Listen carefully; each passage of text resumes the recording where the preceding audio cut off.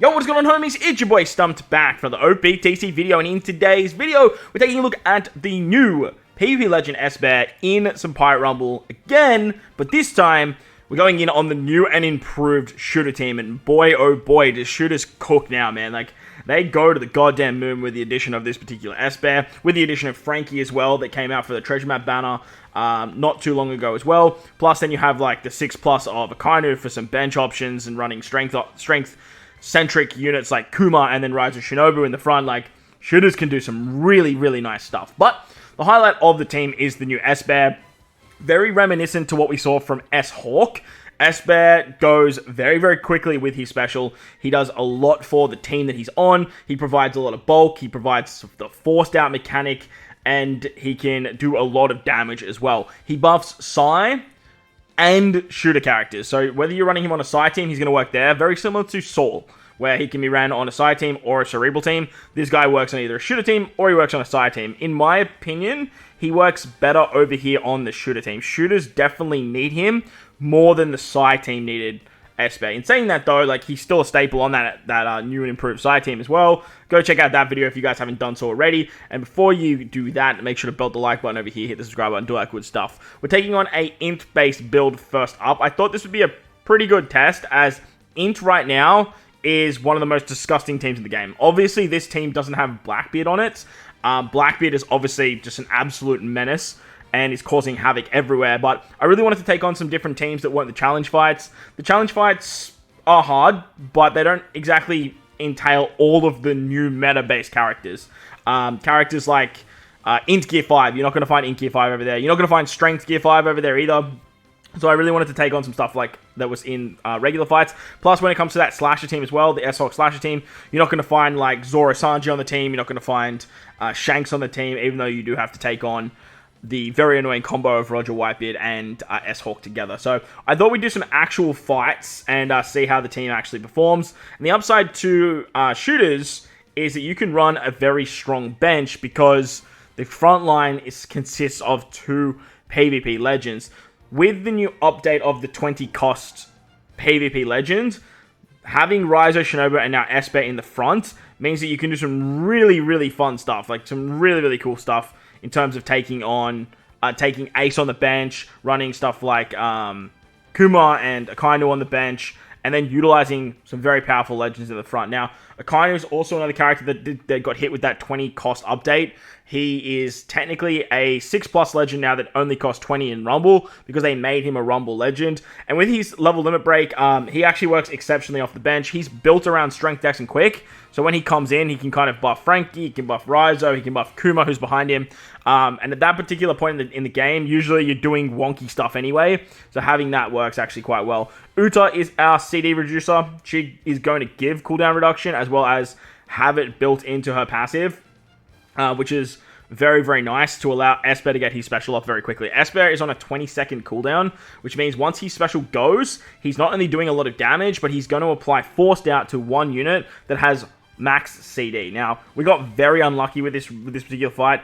This team doesn't have S-Hawk on it, so what I'll do is at the end, I'll showcase me taking on the fighter team, the slash team over in the challenges, as well as the new challenge fight as well after we get through these runs. So this video might be a little bit longer.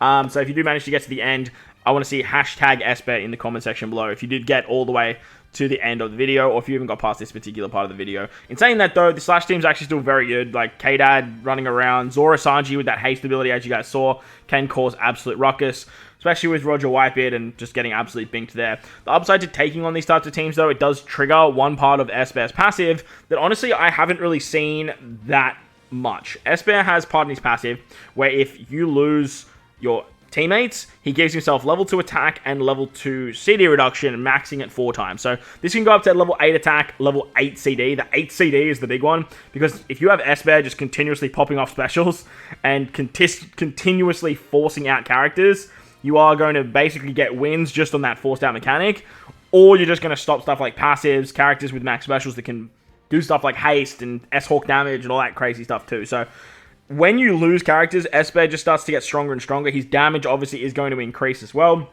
As you guys saw there, he hits very, very hard. And because, like I said earlier, because we have these PvP legends in the front, we can actually run something like Ace in the back. Ace is starting to fall off a little bit in terms of the shooter team. The strength Ace does just seem to be a better option, but you obviously need to bring a Luffy or a Whitebeard, and they don't really fit in, or a Sabo. They have to fit in on the... Actually, no, he doesn't need Sabo. It's just Whitebeard and Luffy, isn't it? He has to fit in somewhere, and like the bench is kind of crucial for this team to operate the way that it does. Fujikazaru does a lot of damage. They're a great frontline unit. They hit exceptionally hard. They have HP cut shenanigans. They give themselves CD reduction, and they do some really cool stuff there. Ryza Shinobu is basically a must bring. If you guys don't have Ryza Shinobu, just don't run the shooter team. Like, it's just, there's no point. Ryza Shinobu not only give 100% chance to action mine, which is very, very handy, but they also give level 5 CD on their specials. As you guys see here, Esper goes very quickly. That was actually, like, really long for Esper. Like, normally he goes in the first 20 seconds, which is crazy.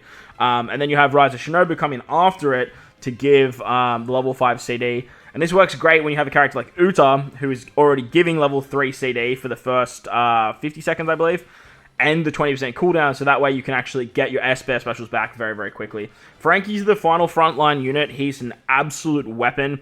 In the first 40 seconds, he's going to pick out 5 characters, lower their defense, hit them very hard. And as long as you have 5 shooters on the team, which, duh, we have 5 shooters, he's going to hit 3 units for damage that goes through defense. So, as you guys saw there, we managed to take out the Strength Luffy very quickly, very easily. I actually took this same team into the PvP fight on PKA. At level 150, like, that level 150 Luffy can hit so hard. I do have a screenshot of it. I didn't record the run, but I'll definitely bring that up after this fight to show you guys, and then we can move into some of those challenge fights there. The strength team, it's still a very strong, formidable force.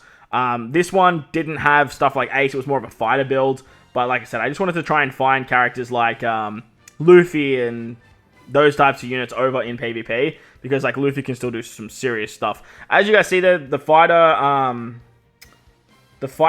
strength team can do absolute work, especially with Kobe, especially with Luffy, and that works out quite well. But as you can see, even if you lose, say, 3 units, your bench that comes in is still very, very strong, and having units that can do a lot of damage like Kuma and Akainu work great for the back end of a fight. So this was over in PKA. We actually got hit very, very hard by a Luffy special. Now, again, this is not the meta strength team, but it's still nice to see that shooters can get it done. And if this was the meta strength team and Luffy went off, like, that's why I don't think shooters are sort of sitting in that kind of, I don't know, top 5 echelons. But at the same time, like, doing something like this was actually really cool to see from a team like shooters.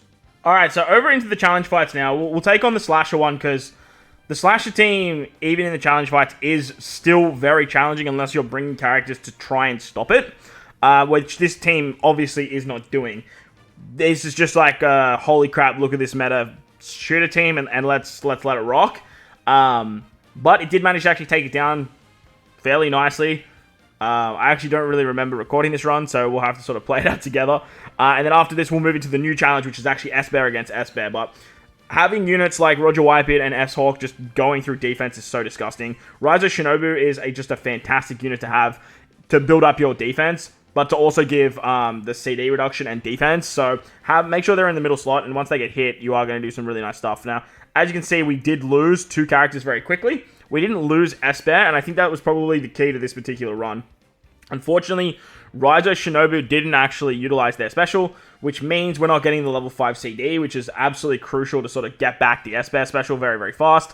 But as mentioned with Esper's passive, the one that you don't really see very often, unless you're going up against these types of characters like S-Hawk and Roger Whitebeard, which is very risky in itself, you will start getting CD on S-Bear passively with that ability that he has. Now, he actually forced out S-Hawk as well. Frankie managed to take out Roger and Whitebeard, which is absolutely massive. So with the 15-second force out, it just gives us a little bit more time at avoiding that S-Hawk special. Unfortunately, S-Hawk will come back, and he will attack, which is going to be scary. But for now, we've basically just sort of stopped him a little bit. We've put the team on the back burner, and now once we do take that special, we're in for a good time. Now with that, this is actually a really good showing, because we have S-Bear completely maxed out now.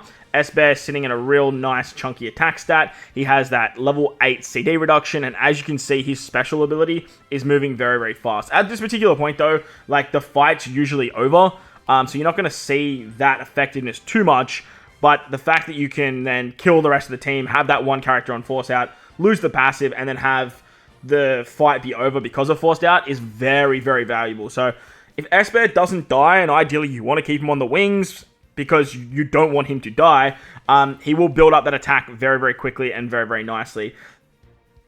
However, when you run him on the bench, he actually doesn't get this passive available. It only works if you use him in the front line.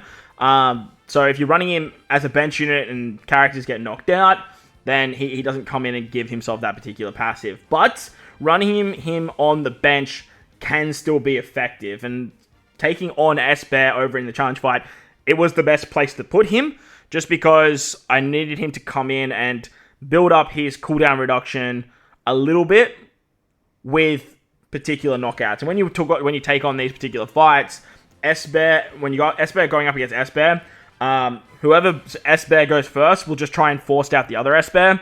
And unfortunately, S-Bear has immunity to force out. And this is really, really good when you are taking on other characters that can do the force out mechanic. Other characters right now, like Kaido in Grand Party is probably the big one. I don't think Int Luffy can hit S-Bear because he's not a free spirit character. So having that immunity is great, but when you are versing other S-Bear characters with your own S-Bear, it doesn't really work out that well. And having the forced out ability affect Uta means that Uta was going to go a little bit later just to give an extra charge to Rise of Shinobu after Rise of Shinobu actually went, giving some more CD reduction, and then having Ace and Fujikazawa on that hit very, very hard. This run, it's not foolproof. This particular fight is actually quite challenging. There is a lot of very good, obviously, 6+s with Wano Law. Wano Law is obviously nerfing our Frankie unit, nerfing S-Bear once he comes in and stuff like that as well. So this is definitely not a sure thing run, but it was a great place to showcase S-Bear on the bench rather than the front lines, because just having that extra defensive drop, having the extra damage from someone like Ace, just put the shooter team in a little bit of a better stead when taking on this particular team. S-Bear going up against stuff like Wano Law, who can nerf powerhouse characters, is going to be one of his big problems. Taking on anything that has that sort of reduction of the shooter class or the powerhouse class is going to make him a little bit harder to use.